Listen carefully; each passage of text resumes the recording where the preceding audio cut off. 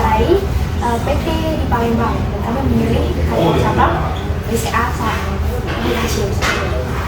Nah, pertanyaan pertama kami mau bertanya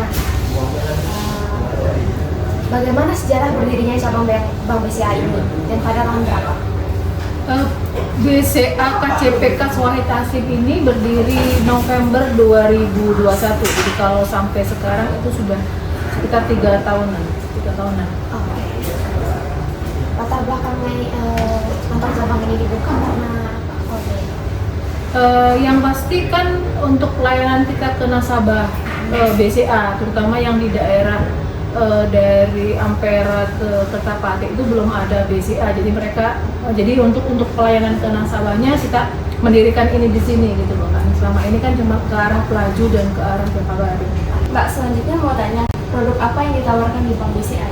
Yang pasti BCA itu menawarkan semua produk tabungan yang bermacam-macam. Misalnya tabunganku, tahapan ekspresi, tahapan gold, BCA dolar, giro, dan THK BCA. Kalau bisa kayak asuransi atau seperti apa? Kalau asuransi itu bukan produk khususnya BCA. Jadi asuransi itu adalah pihak yang bekerja sama dengan BCA untuk back insurance itu sendiri gitu. Jadi memang ada beberapa asuransi, BCA Insurance dan AIA. Selanjutnya Mbak, kami ingin bertanya tentang ini ada berapa karyawan dan bagaimana struktur organisasi di Bank BCA. Oke. Karyawan yang ada di kantor di KCPK ini ada 6 orang. Strukturnya itu kepala kantor kas dipimpin oleh Kabak KCPK, dengan 1 CSO dan 2 teller, ada 1 cleaning service dan 1 satpam security. Saya ingin bertanya, hard skill apa saja yang biasanya dibutuhkan di lingkungan kerja Bank BCA ini, Mbak? Kalau yang pasti BCA itu kan sekarang buka banyak kesempatan kerja untuk anak muda lewat karir BCA. Ya, Mbak. Jadi ada berbagai macam penerimaan. Tapi kalau misalnya kita yang umum, kebanyakan itu bakti BCA. Bakti BCA itu yang pasti masih pinter lah anaknya. Kamu tinggal pintar. Karena dia akan ada beberapa tes yang mereka harus lalui, itu aja.